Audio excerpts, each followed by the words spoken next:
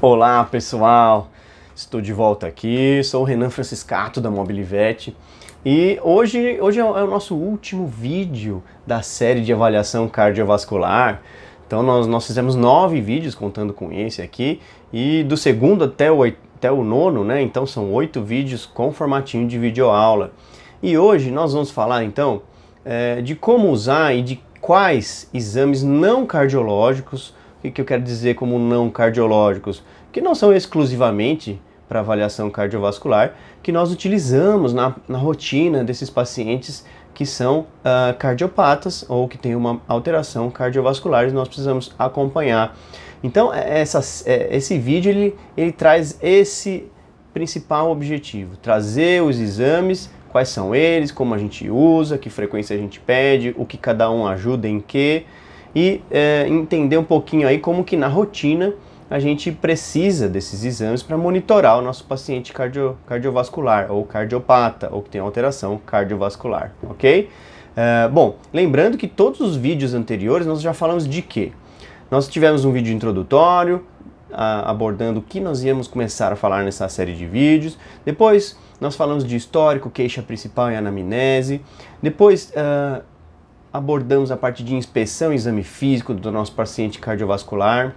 E então, a partir daí, nós tomamos a decisão de tratar imediatamente esse paciente. Ele chega em emergência, em urgência, você tem tempo de ficar fazendo exames mais profundos, com diagnóstico mais detalhado, ou você precisa encaminhar, tratar esse paciente? Falamos disso. Depois falamos dos exames cardiológicos especificamente, quando pedir cada um deles, o que cada um ajuda, em que ponto você precisa de um ou de outro ou de vários.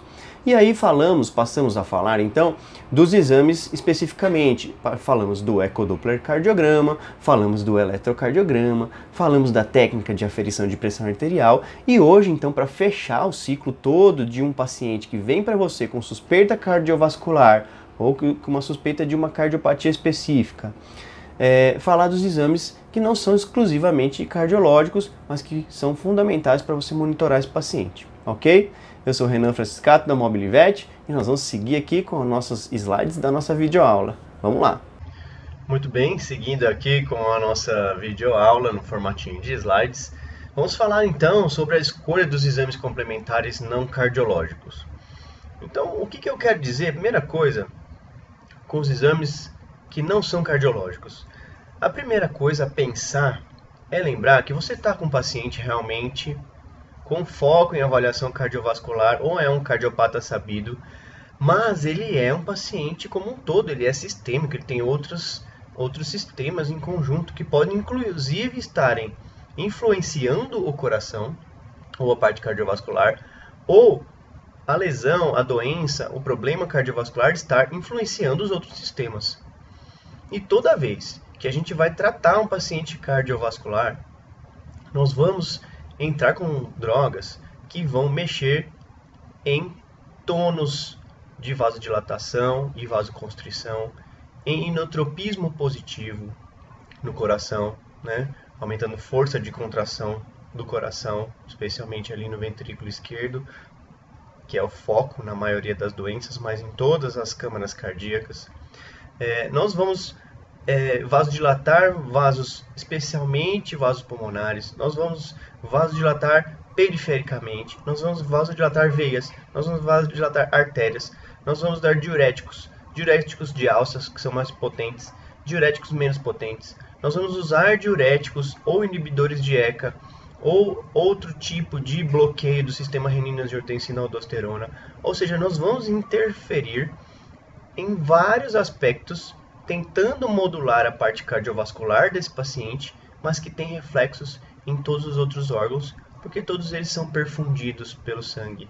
Então, nós temos que olhar para tudo quando nós pensamos em avaliação e utilização de exames que não são exclusivamente cardiológicos.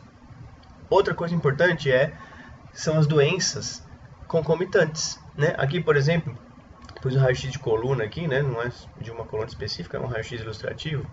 Lembrando que todas essas imagens são ilustrativas. Mas, por exemplo, um paciente que está taquipneico, ele pode estar taquipneico por dor de coluna e não por estar ali fazendo um edema ou estar com uma taquipneia abordando a parte respiratória, que pode ou não ser consequência de uma descompensação de uma doença de válvula mitral, por exemplo, de doença de degeneração crônica de válvula mitral mais avançada, com edema pulmonar e tudo mais. Então você tem que ter certeza do que você está vendo daquele paciente e excluir os outros possíveis diagnósticos de doenças concomitantes.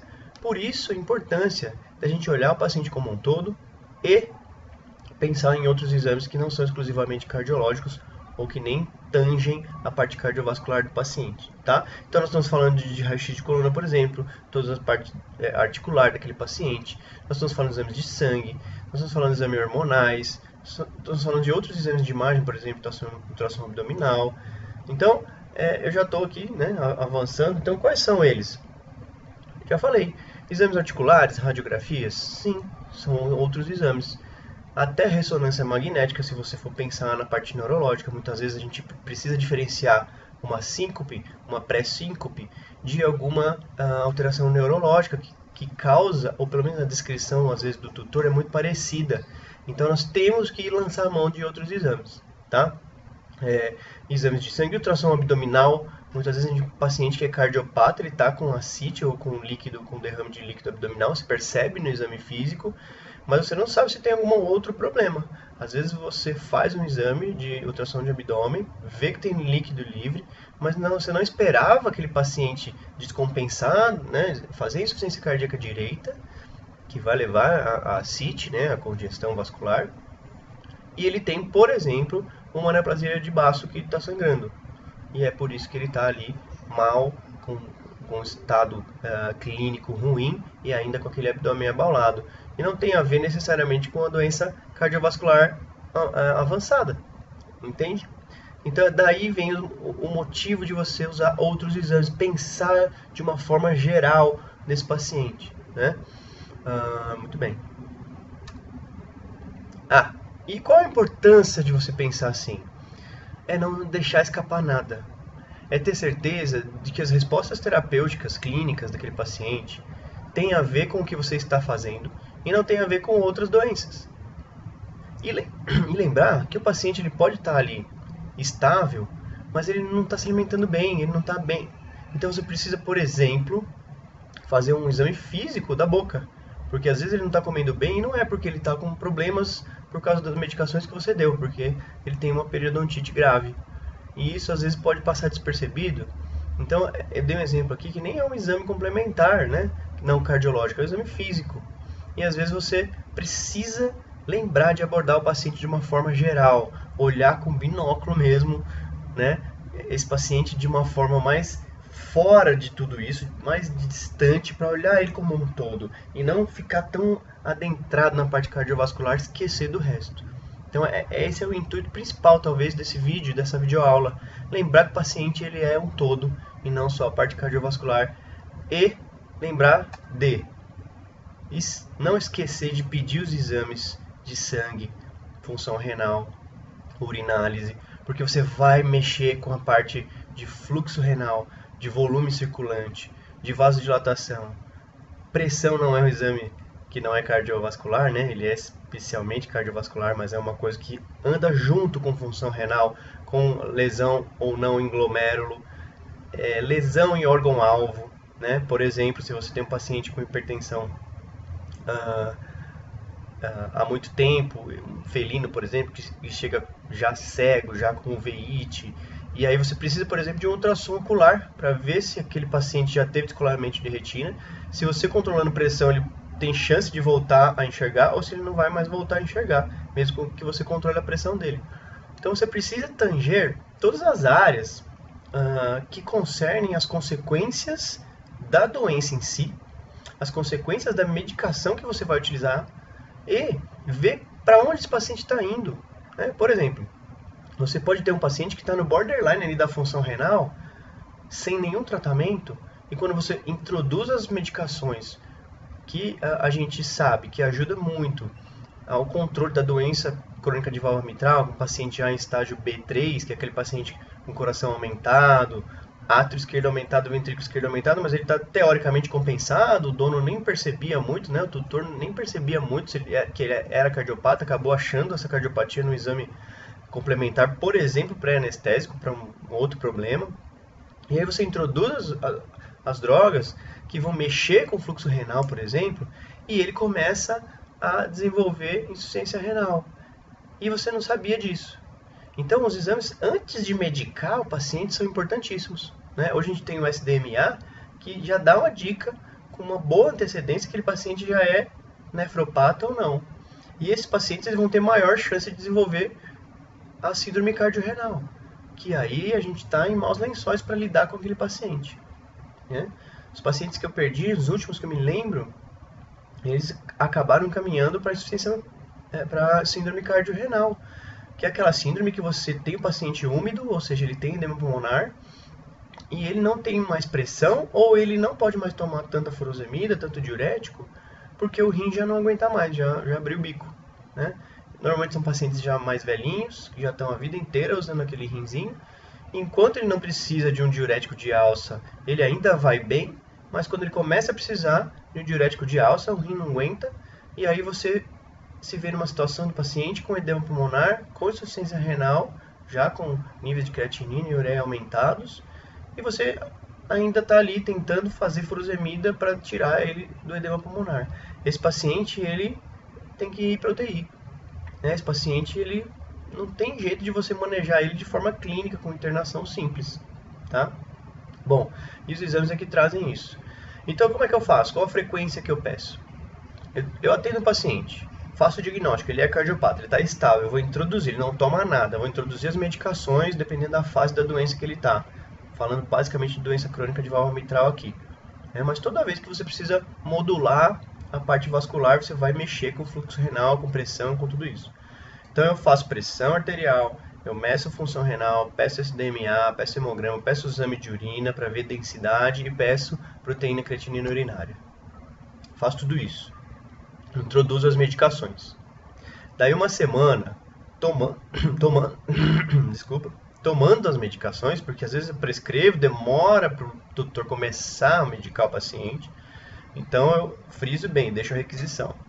Esses exames são pelo menos 7 dias tomando as medicações, assim começar a tomar conta o primeiro dia. Aí eu repito tudo isso. Deu alteração, aumentou, mesmo que ainda dentro do range, da faixa da normalidade. Aumentou ureia, aumentou creatinina, mudou densidade, teve proteinúria. Se teve alguma mudança nesse aspecto, eu olho para as doses das medicações, se eu consigo reduzir alguma coisa, tá, para aquele paciente. E aí, se entrou numa estabilidade, eu repito. Se eu tive que mexer em dose, eu tenho que repetir de novo em uma semana.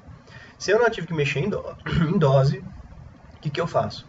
Eu meço daí 30 dias. Daí 30 dias eu repito a parte de bateria de sangue, de função renal e de urina. Se deu tudo bem e ele está medicado, e mesmo após 7 dias do início da medicação, não mudou nada dos exames, aí eu repito em 30 dias, depois eu repito em 60 dias, contando o primeiro dia do início da medicação, ou seja, mais 30, e aí eu vou passando a cada 2 meses, e aí vai chegar mais ou menos na época que eu vou repetir eco, eletro, né? Então esse paciente eu vou monitorando assim. Agora, lembrando que esses pacientes, eles podem descompensar e ir para internação.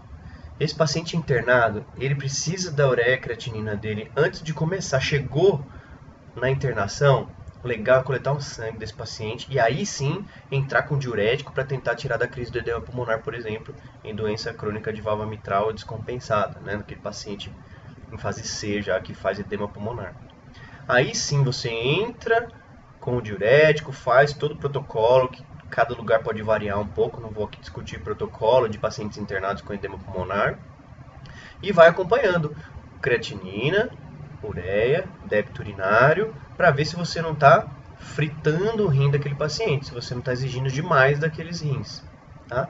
E aí, se isso foi acontecendo e você conseguiu, né, ele é um paciente quente e úmido, ou seja, ele tem pressão, você consegue vasodilatar, você consegue dar diurético, sem que você cause uma hipotensão séria, você consegue tirar aquele paciente da crise do edema, e aí sim, liberou, vai prescrever, o paciente vai sair de alta, aí sim, daí 7 dias com as medicações você repete. Talvez eu repita daí 15 de novo, porque é um paciente que já teve que ficar com o diurético de alça e ele precisa então de uma frequência maior para acompanhar, para ver se não entra em síndrome cardiorrenal logo depois de sair da internação, por exemplo.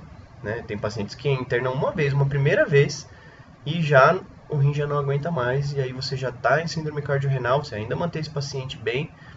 Lembrando que aqui, o paciente que já está em síndrome cardiorrenal, é muito importante você trazer um nefrologista para a sua equipe para lidar com aquele paciente. Vocês dois vão estudar um protocolo melhor para aquele paciente, para que vocês consigam manter ele com a sobrevida maior. Então o nefrologista, nesse momento, em síndrome cardiorrenal, ele precisa estar junto com você. Na verdade, você pode ter um nefrologista ao seu lado, quando você vai tratar o seu paciente que vai tomar medicações cronicamente, desde o começo. De forma ideal, se o tutor puder arcar com outro especialista junto com você, você faz uma abordagem multidisciplinar nesse paciente e você tem os melhores resultados, tá? Gente, são esses os exames que a gente usa, né? Falei de função renal, falei de urinálise, falei até de ressonância magnética. São exames que abordam outras doenças e monitoram o seu paciente. Imagine que você tem um carro e tem os instrumentos, velocidade, rotações por minuto, a visão, o seu para-brisa, seus espelhos. Os exames, além dos cardiológicos, os não cardiológicos também são instrumentos para você pilotar o seu paciente de forma adequada. Para você ter certeza que ele está indo no rumo certo, que se você precisar mudar o rumo dele, você tem informações corretas, precisas, atualizadas para fazê-lo. Beleza? Gente, é isso que eu queria passar para vocês nesse vídeo. Eu quero relembrar vocês dos nossos próximos cursos aqui desse ano, iniciando o ano. A gente tem treinamento teórico prático de ultrassom em emergências. São exames, os ultrassons de emergência são exames não cardiológicos, né? Um ultrassom de tórax rapidamente, um ultrassom de abdômen, são exames não cardiológicos que a gente usa, por exemplo, para os pacientes cardiovasculares. O treinamento teórico prático básico de avaliação cardiovascular tem muito mais aprofundado os assuntos que nós trouxemos aqui nessa série de vídeos. O treinamento teórico prático avançado de avaliação cardiovascular, então nós adentramos um pouco mais nos exames específicos cardiovasculares e damos um pouco de prática para vocês saberem mexer um pouco com alguns equipamentos e não esquecer de pontos primordiais para você abordar nos pacientes. E nós vamos ter no dia 22 de março o treinamento teórico prático de procedimentos minimamente invasivos guiados por ultrassom. Cada vez mais a máquina de ultrassom está presente nas clínicas e hospitais e a gente tem que ter um mínimo de noção para usar essas máquinas ao nosso favor e ao favor dos nossos pacientes, que é o grande motivo de nós estarmos aqui produzindo conteúdo, trazendo a excelência para a medicina veterinária aqui do nosso país e trazendo cada vez mais benefícios para os nossos pacientes e, em consequência, para os tutores que utilizam aí da companhia desses bichinhos cada vez por mais tempo na vida. Gente, obrigado, fiquem com Deus e até o próximo vídeo. Um abraço.